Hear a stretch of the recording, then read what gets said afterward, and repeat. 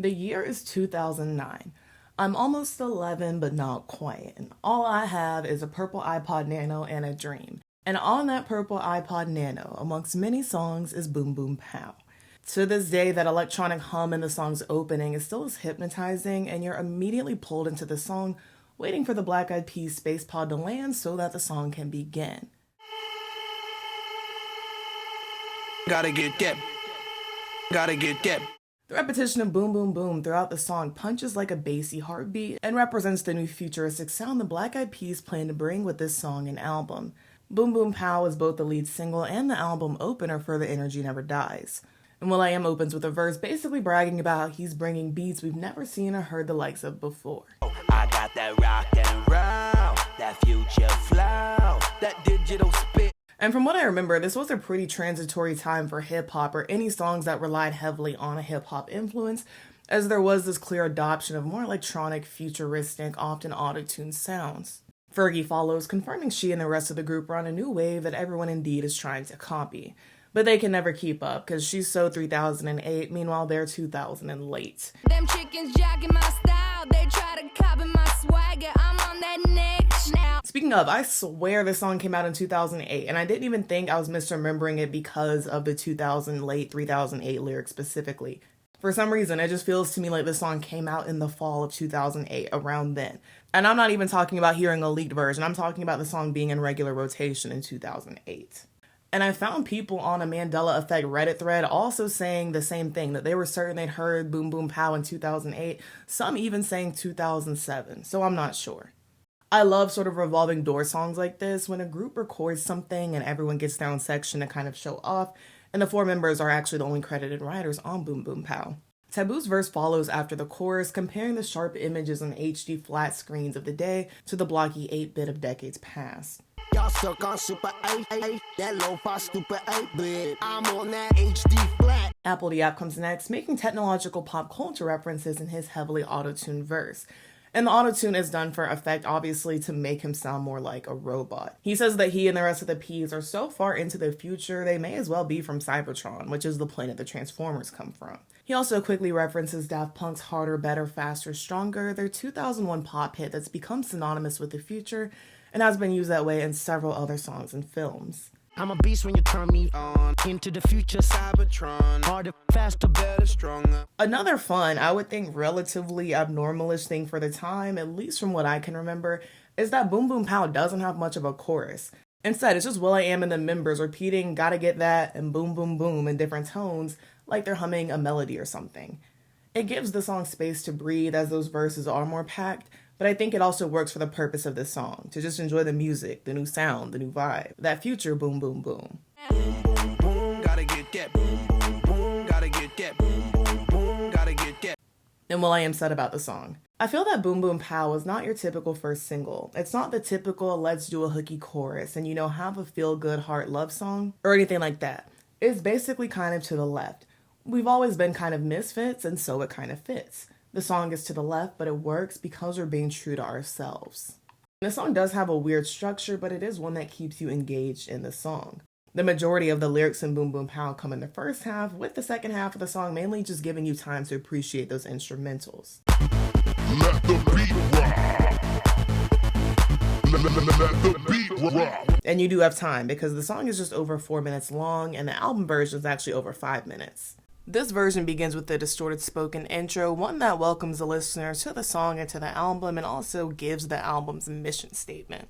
Everything around you is changing. Nothing stays the same. After finding out that Planet Rock was will.i.am's inspiration to make Boom Boom Pow, the song structure makes a lot more sense. In the song, Planet Rock was released by Africa Bambaataa and the Soul Sonic Force in 1982. The Let the Beat Rock in Boom Boom Pow has a similar function to Rock Rock to the Planet Rock. Boom Boom Pow similarly creates its own atmosphere, making you feel like you're on some foreign planet where the language is some futuristic music with which you're just getting familiar. Boom Boom Pow directly references 808s, takes pride in their presence on this so-called futuristic song because they were in style again, though they first rose to popularity in the 80s. which isn't a call out or anything. It just further sells Boom Boom Pow as a sort of futuristic progression of the music that came before it, some of which is paying direct homage to. The song was huge. I can't describe how everywhere Boom Boom Pow was, from commercials to the VS fashion show. It was even one of the first songs used to advertise Beats. Definitely, it's one where if you hated the song, I'm sure you were having a terrible time, because Boom Boom Pow truly was everywhere.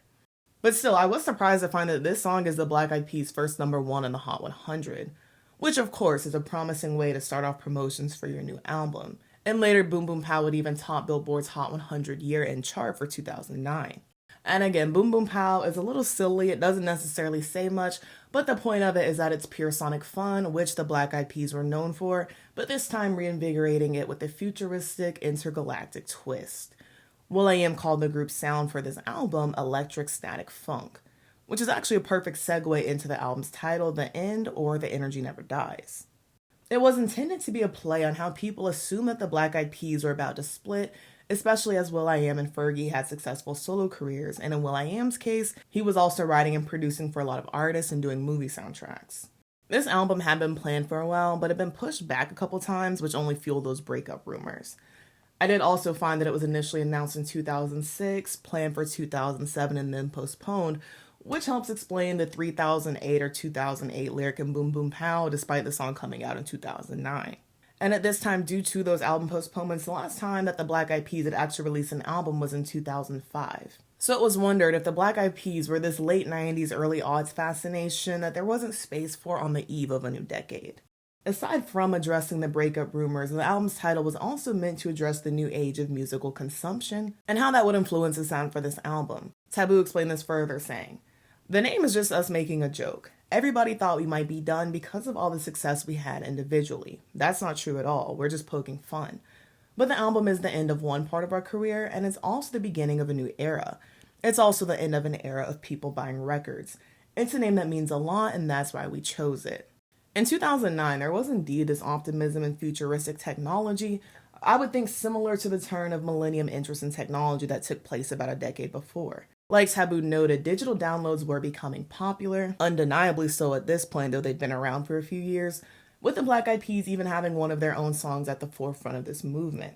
iPhones and iPod Touches were common enough, but we weren't fully in the smartphone era yet. iPads wouldn't even be released until the following year. So essentially, the album's title, The End, The Energy Never Dies, is the Black Eyed Peas saying they're ready to dive further into this new digital era along with us and provide the new soundtrack. In interviews, the group discussed how their fascination with and understanding of the internet, which wasn't anything new to that album, it was something that kind of helped put them ahead of the curve and would make it easier to promote their music and help it reach younger fans who were also fascinated with the internet. When this record came out, Napster came out, and we were a college group. So all of our fans had this record before it even came out. You know, we go to the record company at the time, no one knew about the internet and how powerful it was. We said, yo, we want blackeyedpeas.com back. So they're like, sure, they just gave it to us. So now we own our own domain, and we're, bridging the gap. We learned so much about the internet, where it was going, and we wanted to be worldwide. The most interesting meaning of the title for me is that will.i.am initially intended for The End to be a living album of sorts, in that there was no end to it. He told Billboard in 2008. It's a diary of music that at any given time, depending on the inspiration, you can add to it. When it comes out, there'll be 12 songs on it, but the next day there could be 100 songs, 50 sketches, 1,000 blogs, all online around the end, so the energy really truly never dies. I'm trying to break away from the concept of an album. What is an album when you put 12 songs on iTunes and people can pick at it like scabs? That's not an album. There is no album anymore. The cover for The End similarly has this futuristic cyberspace aspect. The black and green of the cover reminds you of binary code, but also of an alien in outer space. The figure on the cover isn't necessarily meant to be an alien, at least I don't think, but rather some computer-generated robot being. Again, representing this new digital wave. The grid pattern on the guy also looks like a bunch of audio tracks together in some editing software, or maybe even a green disco ball, tying it back into the music. But I do think regardless of how you interpret it specifically, there's this essence of future technology that we're meant to understand. Another way the Black Eyed Peas capitalized on the digital download age was through the campaign they ran for the album called Countdown to the End. In it, 3 promotional singles would be released for download on iTunes, culminating in the album's release. The first single was the bouncy, future-focused I'ma Be, a song that lays all those grandiose future plans bare, but it also has the essence of someone out there is going to achieve the goal that I want, so why not me? I'ma be worldwide, international. I'ma be in Rio, rockin' Tokyo. After the song came out, there's never been a period of my life where I didn't consistently listen to it. I could be having the worst day ever and I'ma Be is gonna flip the script. It's a fave. Not even on this album, it's an all-time fave. I love how the song announces itself before that mechanical bass and heavy production begins. We get a little I'ma Be repetition and then Fergie's verse starts. I'ma be on the next level. I'ma be rocking over that bass treble. In it, she narrates her intentions to be an it girl, one who stars in A-list movies, makes hit records, all while looking glamorous and living lavish with her friends. will.i.am's verse echoes these sentiments, saying he'll be just as rich. It's giving Classic Man before Classic Man came out, so rich that he has access to money, trips, and women like never before. I'ma be the upgraded new Negro. I'ma be the advanced brother with soul. At I'ma Be's halfway point, which is about 2 minutes in, there's this tempo shift. Just as will.i.am firmly states, I'ma be up in the club doing whatever I like, that bass line drops, horn-like synths punctuate his words as if we're being dared to challenge him. But rather than a confrontation, it's an invitation. If Will saying party and we'll chill together doesn't make it obvious enough. Oh, let's make this last forever. Party and we'll chill together. On and on and on and on. These fluttering keys give this inviting rush like a drink hitting your system. Then the bass line returns and this is where the confrontation actually happens. I'ma Be is mainly a will.i.am and Fergie song, and it's will.i.am again here, saying basically, don't hate us cause you ain't us, and the shows are selling out, so we're not worried. Rockin' like this is my job. What? We can't help that we popular, and all these folks wanna flock to us. We get another fun electronic break, and Apple the app gets a verse, and again, it's good vibes only. He's not even confronting the haters, the detractors, just saying me and the P's are here to make a fun song. It's a party, you're invited, get into it. And clearly there's an aspirational aspect to I'ma Be that really is the song's main point. Living life, feeling free, that's how it's supposed to be. Come join my festivities. And Fergie said about the song, it's basically about, well, creative visualization. It's about painting a picture about where you want to be and making it happen. It's about realizing your dreams. Even though sometimes our lyrics seem very shallow at first listen, it really is about planning your future and then making it happen, which is interesting. Because now, any American child of any background can have the dream and ambition of saying, I'm going to be president one day, and that's a wonderful thing. I don't know if it's the intention, but it is the Black Eyed Peas, but I find I'ma Be to be so campy. And lyrically, as Fergie even points out, the song is like if you asked a 5-year-old what it's like to be a rich and famous person. As in, it feeds into this grandiosity that borders on absurdity, but again, it's to sell that sense of aspiration. Even in that sort of confrontational verse of will.i.am's, I think it's partly so fun because he's being serious about doing what he wants with his music, but it's delivered like a play fight almost. I'ma be rocking like this. What? Y'all wanna talk. What? Why don't you put it on the blog? What? Mainly because it's referenced in the lyrics, it's unavoidable to catch that I'ma Be is clearly a recession-influenced song. We're not only called to forget our cares and troubles and party, but there are also clear references to financial hardship. Kind of messed up, but in one of will.i.am's verses where he's like, ooh, I'm so rich I can go to the club and ball out, the dancers' checks are bouncing when they're trying to pay their bills. Honey's in debt, they be bouncing them checks, but I don't really mind when they bouncing them checks. In that same verse, he uses Lehman Brothers as set up for a sexual joke about loans, and the firm had recently collapsed in 2008, a turning point that influenced the recession. So outside of regular fun, regular goals, there's this added element in I'ma Be, honestly in the end overall, of hoping to reclaim a future that felt stolen, especially when just getting by was difficult. But on the other hand, there is this essence of optimism, a sense of hopefully things will change eventually and we'll get to celebrate. I'ma Be was eventually made an official single long after the End's release, and eventually became the third #1 single from the End. And the music video was also an event. It's a 10-minute double feature called I'ma Be Rocking That Body. In the first 10 seconds, it's clear from the HP and Beats product placements to the transformer-like robot that will.i.am is designing that again, the category is future. The robot will.i.am is designing is a piece of AI, one that's able to rap any lyrics he writes, which the other members, especially Apple the App and Fergie, don't seem thrilled about. Like, I mean, me physically, like, in a vocal booth. I mean, it takes the soul out of it. You can still go to the studio. It could go to the studio and check out what the machine does. And because she's not with it, she storms out and rides away on her motorbike and gets T-boned. And everything else happening in the video after this point is a dream sequence. One where it seems some of will.i.am's AI artist bots have gone rogue and taken over the world, or at least the industry, so now the musical landscape is this soulless, desolate wasteland. The Ps, who are cyborgs themselves, so still more human than robot, they all reunite, along with some of the good robots to fight off the evil ones. You can tell Transformers was popular this time because there are clear Autobot Decepticon vibes. At that accelerated second dance break, we get some robot choreo and it seems like the mission is a success.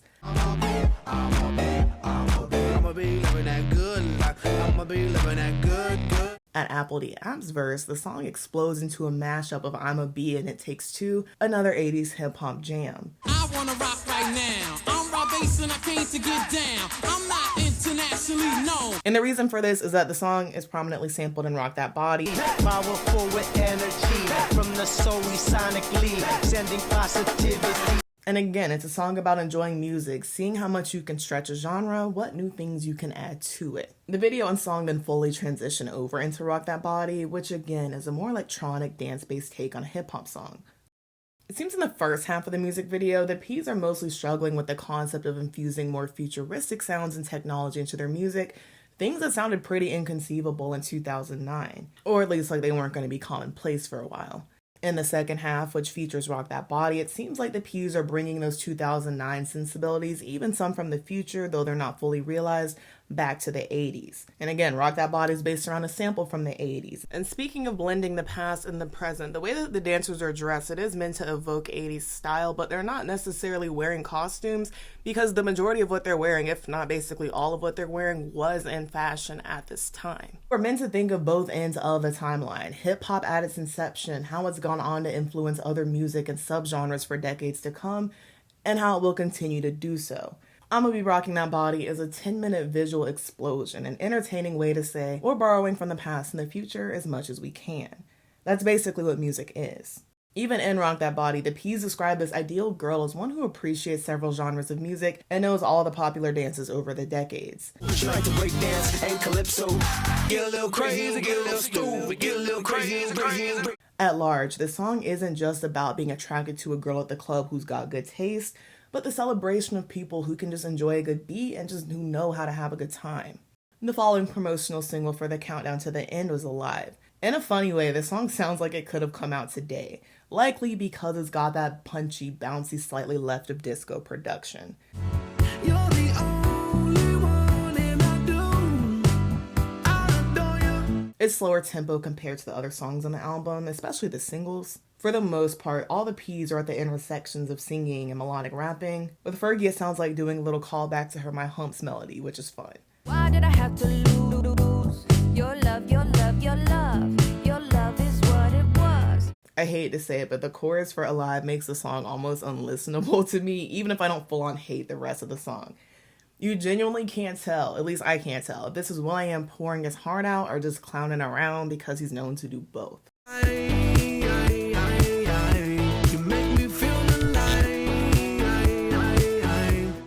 Out of the 3 promotional singles, to me this is the weakest, which is a little unfair because I think I'ma Be and Meet Me Halfway are 2 of my favorite songs on this entire album. In Meet Me Halfway, the final countdown single, it does continue that spirit of yearning, almost to the point of desperation that's present in Alive.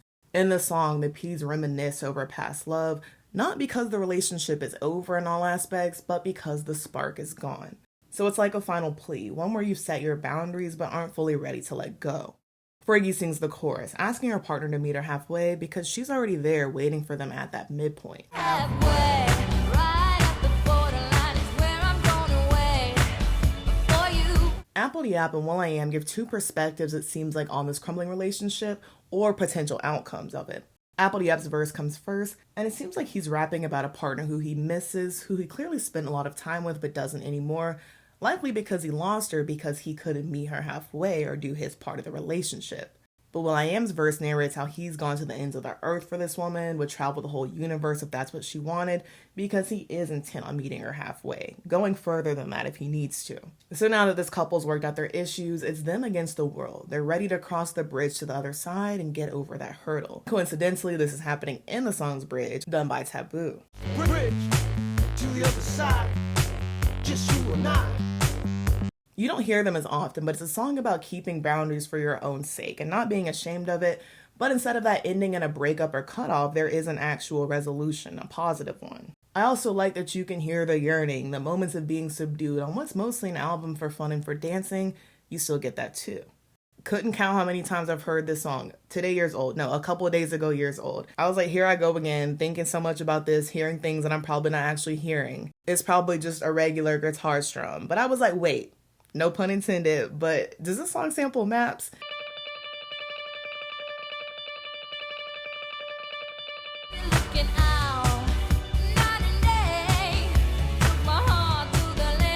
I can't believe I didn't pick up on it, but it does. That guitar strum that's played in the chorus is the same in the intro for Maps. Finding that out or hearing what was always there for years, it makes me love this song even more because I think it emphasizes that yearning, that get your shit together because I love you theme even more.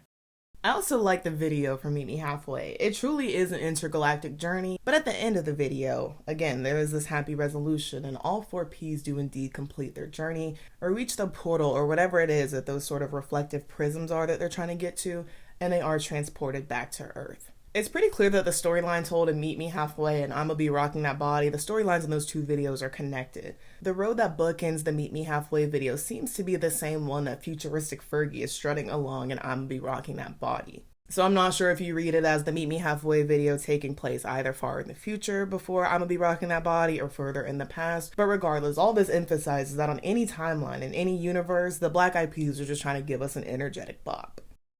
As intended, the countdown culminated in the E.N.D's release on June 3rd of 2009. The album did top the Billboard 200 in its first week, selling over 300,000 copies and becoming the group's best sales week of their career. I couldn't find this confirmed anywhere else, but I found a review on Rap Review written on June 9th of that year saying physical copies of the E.N.D weren't available in the US until that day. So I'm not sure if there was some mishap or if it was done to encourage people to purchase a digital download or what. Critically, feelings on the E.N.D seem pretty mixed, mostly leaning positive, yet few were absolutely blown away by the album.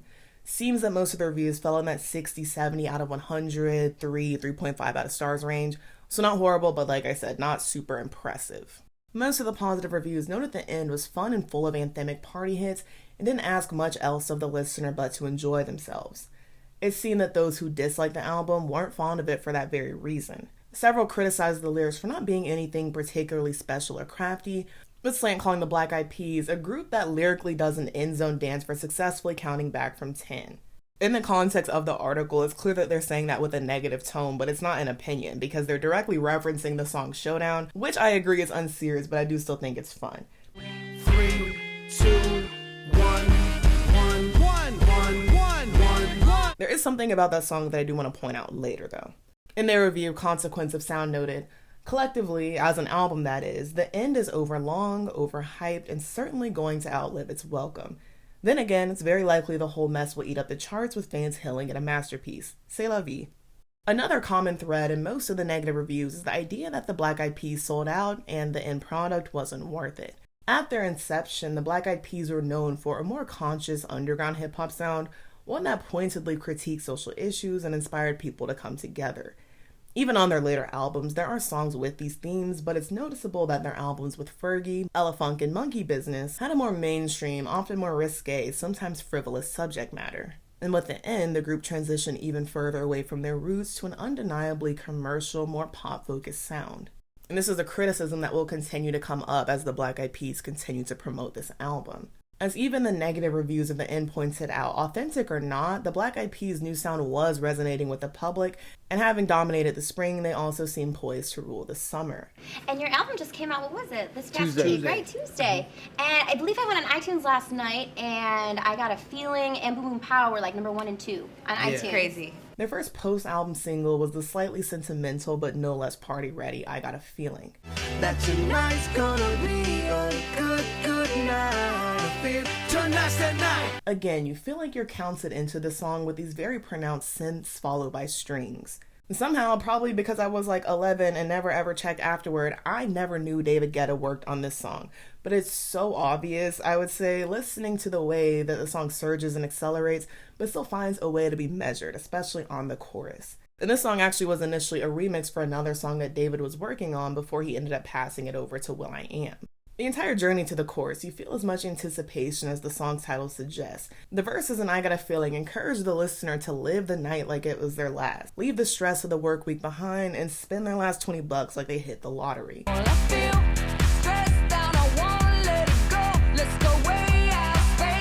Basically, every lyric in the song is about making the most out of the time you have, partying it up with the people around you, and then doing it all again next week.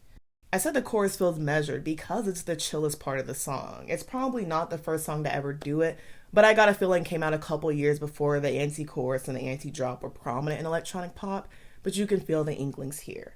I Got a Feeling was another hit for the Black Eyed Peas, almost an understatement, but it secured them another #1 from the end.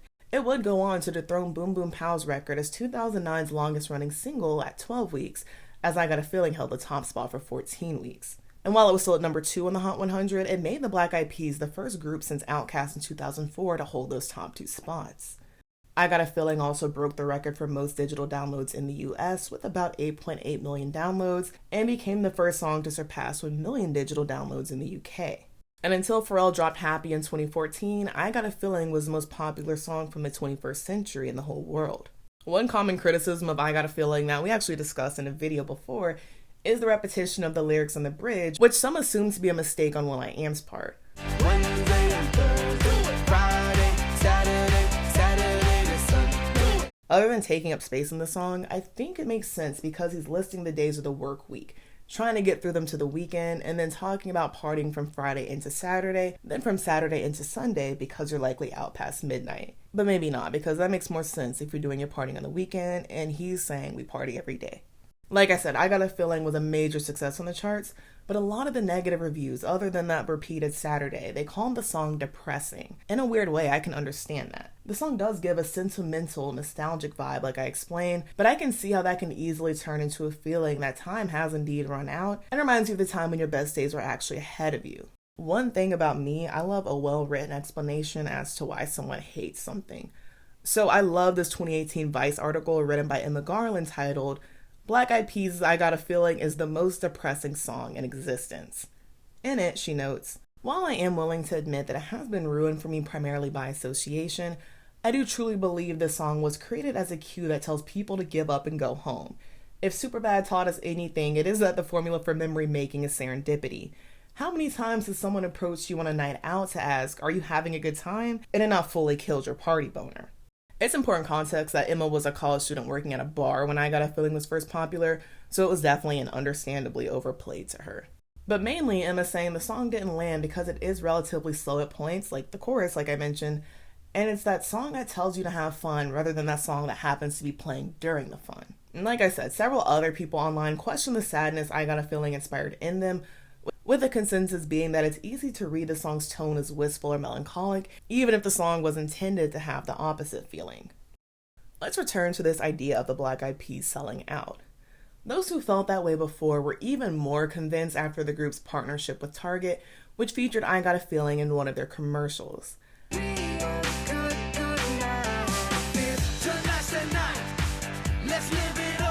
As the song plays, the Peas dance in their own respective sets, camouflage into them with the Target logo incorporated somewhere, of course. At the end, will.i.am announces you can purchase a deluxe version of the end with extra songs and remixes at Target only. I'm not sure if they went with red for the deluxe because of Target, but I wouldn't be shocked. Even today, when accessing music is easier than ever, people still don't seem to be fond of these exclusive deals where you can only get a certain version of an album from one retailer. A Slate article from the time called the Target commercial an abomination, nicknaming will.i.am Will I Shill. I'm assuming it's because of the frequent product placement in other videos like I'm a Bee, for example. I mentioned wanting to say something else about Showdown, and I'm going to say it here. There's a spoken outro about how the economy, the system, depends on the youth spending money to stimulate the economy, but if they don't, the system will collapse. And collectively decides not to buy things. What will happen? This isn't presented in a yes, so please buy my album sort of way, but rather in the way of a critique, a protest, a call to action, a call to divest your money from these bigger corporations, in my opinion. I'm not saying the Peas are wrong for this. I'm not saying it's a bad sentiment to have, but I am saying this statement doesn't align with the group who is also trying to get the youth to come to Target to buy a special version of an album that's only at Target because they got paid for it to only be at Target. The Slate article is linked below, and it addresses a broader conversation as to whether selling out is possible anymore in a more digital commercial-based age. Even then, company execs were saying in today's world, or 2009 world, that the concept of selling out was dead even to audiences. In response to a Billboard editor claiming that, Seth Stevenson, who wrote this article, responds, "Maybe he's right. Music fans these days don't seem to care whether a hit song first breaks on the radio and in clubs, or if it's launched as the backing track for a television commercial. And far be it from me to begrudge struggling new bands the publicity and paychecks that ad agencies can offer." So he's basically saying, I get taking the brand deal if it's going to be life-changing, career-changing for your band, but that's not necessarily the case for the Black Eyed Peas, who are a household name, and they've already got a #1 single off this album that Target's helping them promote. And Seth continued, "Fine, we all understand that, but people, look at this commercial. Observe how eagerly, how incredibly naturally the Peas embrace the role of discount store shill. Stop for a moment and ponder the fact that will.i.am has a giant Target logo on his hat." Months later, in October of 2009, this time criticizing their move to license I Got a Feeling to CBS. They actually call it a coup.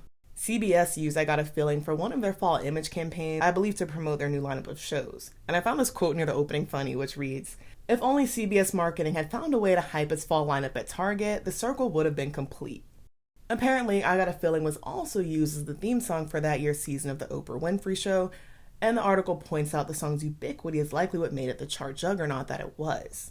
They note, "It's hard to begrudge any pop act these days for realizing that the old formula for promoting an album, release singles to radio, appear on the talk show circuit, launch a tour, no longer applies. But there is a line between savvy marketing and self-parody. By being so ubiquitous, the Peas are running a serious risk not only of overexposure, but of consumer backlash." Not really surprising considering we've only been dialing it up with time, but it's interesting to see critics in 2009 say people are going to be sick of musicians constantly promoting, and now in 2025 we're up to our eyeballs with it. But what stuck out to me is the sense of, it's hard for musicians to make money, even back in 2009. Oh yeah, piracy was a major problem for profits back then. We hadn't even entered the streaming era yet. Now it's essentially legal and easier to get a bunch of music without paying for it, as long as you listen to a few ads usually. A couple months later, the Black Eyed Peas also received flack for performing at the Victoria's Secret fashion show. When asked about the appearance, and I'm assuming the question implied for him to address the other partnerships, will.i.am responded, "We are in the middle of a really defining time right now. It's the end of the traditional era of how we experience and consume music and media." Out of the album reviews that I read, one did directly respond to will.i.am promoting the end as an album symbolic of this new era of music consumption. It's from The Independent, and they noted, "Claiming there is no album anymore when you can put 12 songs on iTunes and people can pick at it like scabs." His response is to offer 16 songs instead, though to call these songs slim sketches is to bestow a dignity they don't deserve. I bring this up because while I like The End, there are a handful of songs I genuinely forgot were on here, which was one of my first thoughts when I revisited the album for this video. I do think it's an album where the highs are high and the lows are low, and there aren't really many songs in the middle. There are anthemic party songs like I'm a Bee or I Got a Feeling, but then there are ones, in my opinion, that feel very uninspired, like Party All the Time. Party, party, break that body down. Ladies, don't stop it, shake it round and round. Everything expressed there is expressed better in the singles, and I think the strongest suit of the song is the earworm in the chorus. Listening to the songs back to back, I noticed the majority of them make frequent use of repetition, often on the chorus. That can always be a gamble because if it works for someone, it's super catchy, and if it doesn't, then the song is like an endless loop of annoyance. But the repetition is something that I've said I enjoy when other artists do. So I was like, girl, what is it here? And I think, for one thing, it's that often an entire phrase is being repeated in these songs rather than a syllable, so technically more repetition is happening. Also, these songs are all on one album rather than a couple on each spread across an entire discography. For example, all 5 of the official singles, except Meet Me Halfway, make use of this repetition in the chorus. Another reason the repetition seems frequent, well, because it is that often it's not just part of the chorus or a phrase in the chorus that's being repeated, but that repetition happens at several points throughout the song with several phrases. I'ma be living that good life. I'ma be living that good. I'ma be. I don't think it's inherently bad writing because a pop song is supposed to be catchy, but rather I think it's a technique that got overused, so you're kind of over it once it's time to get into the deep cuts on the album. A perfect example of this is Out of My Head, which production-wise, I enjoy the song a lot. It's funky, it's strut-worthy, there's a drop of Pharrell. It reminds me a little of Miley's On My Own, which he produced. But the lyrics, when Fergie isn't shouting to us that she's too lit to remember them, there are a bunch of repeated phrases about how Fergie's out of her head, but she's stepping out tonight. Out of my head, out of my head, out of my head. So maybe if the song is a song about being an annoying spacey drunk, it kind of works, but in my opinion, understanding that doesn't make the song itself more enjoyable.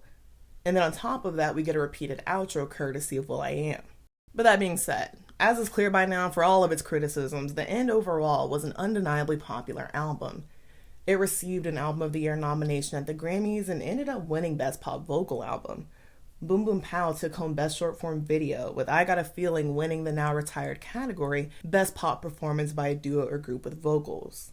As far as the award season goes, I think the most interesting, maybe even confusing thing to note is that neither the Black Eyed Peas nor the E.N.D were nominated for any VMAs. They didn't even perform at the show, which was the now historic 2009 VMAs. I thought maybe it could have been an eligibility thing, but the album was released in early June, and Boom Boom Pow months even before that, so that at the very least would have been eligible. And they weren't nominated in 2010 either way. So I feel like I'm missing something major, maybe I'm not, but I didn't find any answer to this or even discussion about it. But one explanation I could maybe consider is that they didn't want to perform at the show or couldn't, and it affected their nominations because of award show politics. And I'm speculating, to be clear, but I did look, and their world tour kicked off in Japan just 2 days after the VMAs, so maybe it's possible.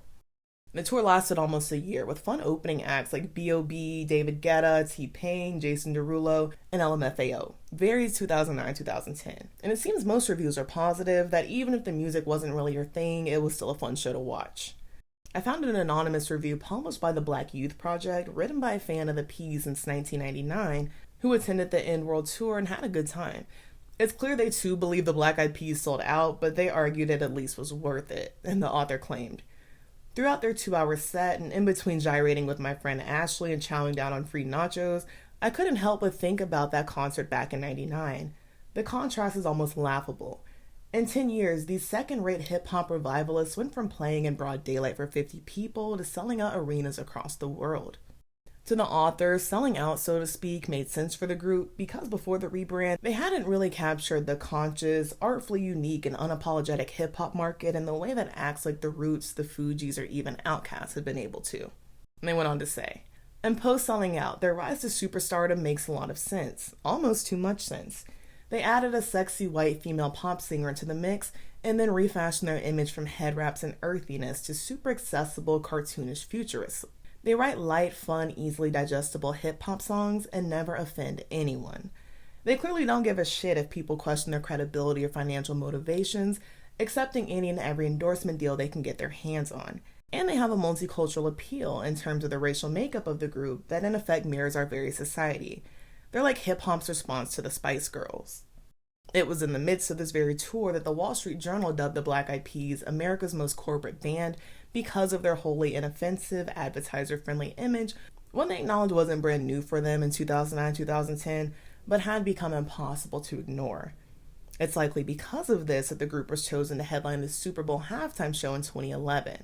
They had released another album prior to this, but a lot of the songs promoted were from the E.N.D, but a lot of the songs performed were from the E.N.D as well as some of their older hits. The Black Eyed Peas were chosen as a sort of rebrand strategy, a focused attempt to get younger audiences interested in that halftime show again. This would be the first time since 2004 that a legacy act wasn't chosen to headline, and this made Fergie the first woman since Janet Jackson to co-headline a Super Bowl. It was because of Nipplegate the decision was made to transition to legacy acts for a while, as they were thought to be a safer bet. Yet the Black Eyed Peas halftime show is remembered as one of the most boring in the show's history. It seems the kindest thing that people could agree upon was that the show was a spectacle and that there was a lot to see, even if it didn't feel like much of substance. For example, the Houston Press wrote, "If you didn't think the Peas sucked before, your mind wouldn't be changed and you were enraptured for all 12 minutes.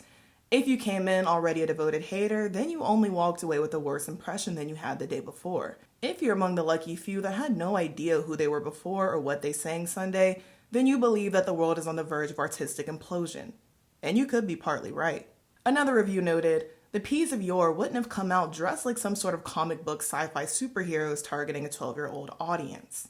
And they too pointed out that there wasn't anything specifically bad about the show, it was just boring. Then to add insult to injury, it seems like the sound was off, and you can tell in the videos, but the comments from attendees said it was even worse in person.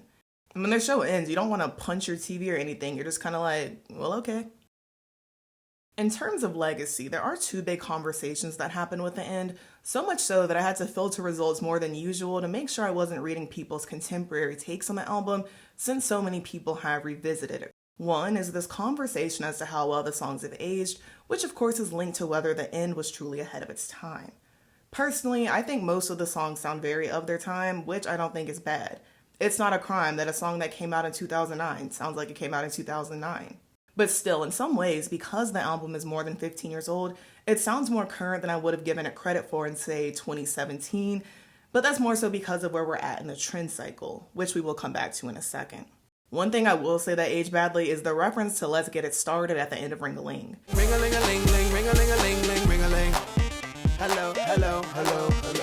It's one of the Black Eyed Peas songs from 2003 that's had a clean version since around 2004, I believe, with this version replacing the original on all streaming services as of 2022. This is because of the slur in the lyrics and the title, and I say all that to say, I'm surprised they didn't also change the outro for Ring-a-Ling, or just cut it out if they took the OG version of Let's Get It Started off streaming. So that for sure didn't age well. I've never seen anyone point it out, and like I said, I didn't even know myself until recently, so maybe people just aren't streaming Ring-a-Ling like that. And this does sort of tie into will.i.am's idea for the end to be a living, ever-changing album. And I keep saying will only because I couldn't find the other group members' thoughts on this if they had any. From what I understand, the end never became this album that was edited, reworked, songs added, songs taken off. You could say that it's illogical to expect the Peas to still be playing with this album 16, even 14, 15 years later, even if that was the concept. Fair enough. But I don't even think and say that 4 or 5 years after the end that the album got that treatment. I couldn't find any evidence that the album was being actively changed or new blog posts were being added to accompany the album, or that anything was being done really to transform the experience. To be fair, in several interviews, though, I did find will.i.am referencing a lot of blog posts for the Black Eyed Peas, so I'm not sure if these were these experimental blog posts that were going to change the concept of the album that he was talking about, or just regular blog posts that were common for most artists who had their own websites to post. So this could just be stuff that was lost on the internet at the time, so correct me if I'm wrong, but I didn't find anything. But the fact that the Black Eyed Peas dropped the beginning of 2010 kind of makes me think that much didn't come after to alter the end. It is intended to be a companion album, a prequel to the end, so they're related projects, but that would make them more sister albums, at least in my opinion. Save this for last, because the closest move that I found to this living album, living music idea is the End's second disc. And I'm almost completely sure that this was part of that deluxe edition of the album that they were promoting at Target. It contains remixes and revamps of the group's older songs, as well as the bonus tracks released internationally. They're basically all synth-heavy EDM remixes, more in line with the times. So I do think remixing, revamping your older songs, that could fit with the concept of the energy never dying. And then of course the songs on the end got remixes too, which is a normal part of album rollout. So while I don't think the way that the end was served up to us was necessarily ahead of its time, I can't say the idea that will.i.am expressed for it wasn't. At this very moment, artists, especially pop artists, are tweaking their albums online as we speak. Be it adding or removing tracks, changing the mixing, changing the covers, changing the track list, whether that's rearranging songs or adding or removing them all together. Specifically in terms of manipulating the song's art or titles, it does seem like a relatively new marketing tactic, or one that's within the past couple years it's become more common to take advantage of. So in a sense, in the streaming era, albums are living or are able to be edited in some fashion for better or worse. Because you do hear people express disappointment when they buy a physical album only for the digital and streaming versions to be changed, sometimes only days later. Now, people tend to hold out because they've started to expect these album amendments rather than assume the project is complete when it's first available to them. Secondly, the End is often cited as a prime example of recession pop, which is a hot topic in today's pop zeitgeist. It's not a formal genre, but refers to the type of pop that was popular during the Great Recession and the turn of the decade from the 2000s to the 2010s. Recession pop songs are going to be fast-paced, tailored for the club, and have lyrics about partying, spending your last few bucks on some drinks because it wasn't going to pay the rent anyway, and either hoping for a better future or hoping that song can entrance you enough to no longer care about the future, at least for a few minutes. Typically, recession pop songs will be electronic and synth-heavy because they have their roots in genres like hip-hop and house music, and disco even further back, genres that were too inspired by recessions and economic hardship. That's why, as I was pointing out, songs on the End taking inspiration from popular hip-hop and house songs, or hearing a little disco influence sells that concept of music not solely existing on this linear timeline, but also being kind of cyclical in a way, especially when the social conditions mirror each other. I've made a video on recession pop already and its renewed interest, what it looks like in the 2020s, and the end is mentioned. Check it out if you haven't, it's a fun one.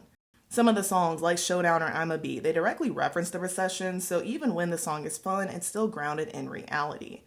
Others, though, like Electric City, are full-on escapism.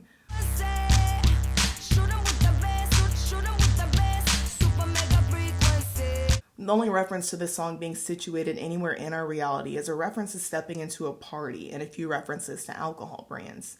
The song is a sonic explosion, one that has always given me Rainbow Road vibes or something. It's saying nothing serious, but the song itself is aware that the point is just to convince us to surrender to the beat, to become citizens of Electric City. Even aside from the recession, some of the songs in the end reference other important cultural shifts happening around 2008 to 2010. The sort of Obama-era optimism, if you will, is present in a lot of these songs, signifying a hope for change on the horizon. A Now Generation, for example, also critiques corporate greed, but also the youth's disconnect from what really matters, so to speak, because they're all plugged into the internet. This my professor, Wikipedia checker, checking my account, logging in and logging out, baby. Not super related, but I find this to be another example of a song where I think the repetition is overused to the point where it weakens the song a little bit.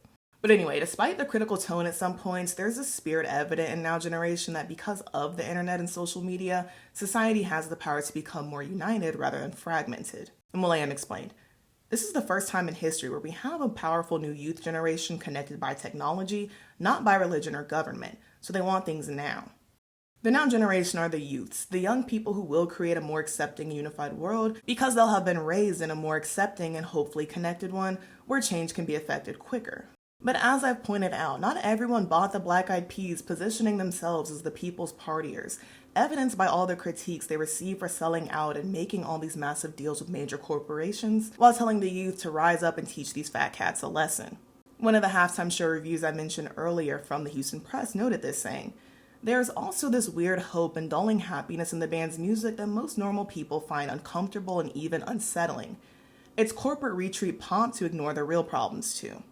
I guess we'll never know, but it would be intriguing to know if the songs on the end would have been received differently, if the album hadn't been attached to as many major brands, networks, and even celebrities as it had been, which seems to have soured people on the end even more than the actual music in some cases. As always, thank you so very much for watching. Be sure to like, comment, and subscribe so that you can stick around for more. Also, if you'd like to become a channel member and get early access to videos, the link is in the description. And again, thank you so very much for watching. I love you all so very much, and we'll see you so very soon. Bye-bye.